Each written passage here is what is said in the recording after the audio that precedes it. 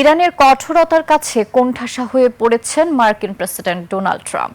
বিভিন্ন চেষ্টায়ও তেহরানকে আলোচনায় বসাতে না পেরে বাড়িয়েছেন যুদ্ধবিরতির মেয়াদ। হোয়াইট হাউস জানিয়েছে, ইরানের সঙ্গে যুদ্ধবিরতি কখন শেষ হবে তা ট্রাম্পই নির্ধারণ করবেন।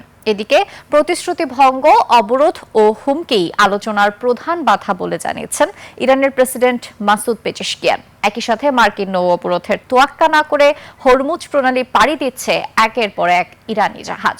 বিস্তারিত আফসানা নীলার রিপোর্টে। শিয়া বাটার ও ভিটামিন সমৃদ্ধ লিলি বিউটি সোপ, তারুণ্যময় উজ্জ্বল ত্বকের জন্য।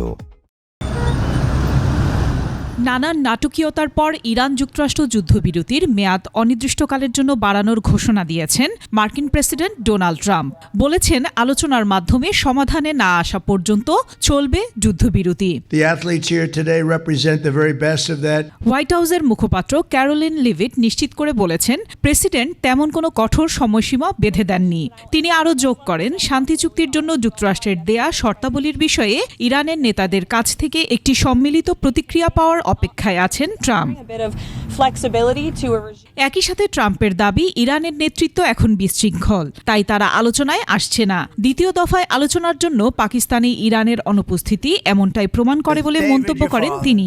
এদিকে কিছু সংবাদ মাধ্যম দাবি করেছে, যুদ্ধবিরতির আড়ালে নিজেদের সেনা গুছিয়ে নতুন করে হামলার পরিকল্পনায় আছে ওয়াশিংটন। এরই মধ্যে ইরান আকাশসীমা আংশিকভাবে খুলে দেওয়ার পরপরই সেখানে থাকা মার্কিন নাগরিকদের অবিলম্বে দেশটি ত্যাগ করার আহ্বান জানিয়েছে যুক্তরাষ্ট্র। লেবাননও ছাড়তে বলা হয়েছে মার্কিন নাগরিকদের।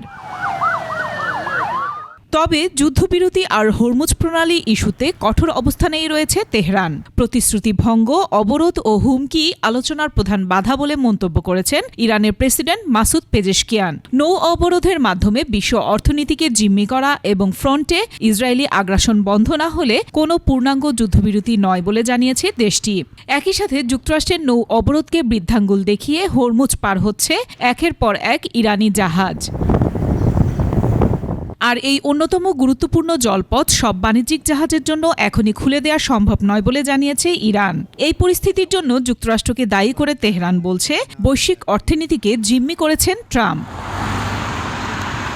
আফসানা নীলা, ডেস্ক রিপোর্ট, 21 টেলিভিশন।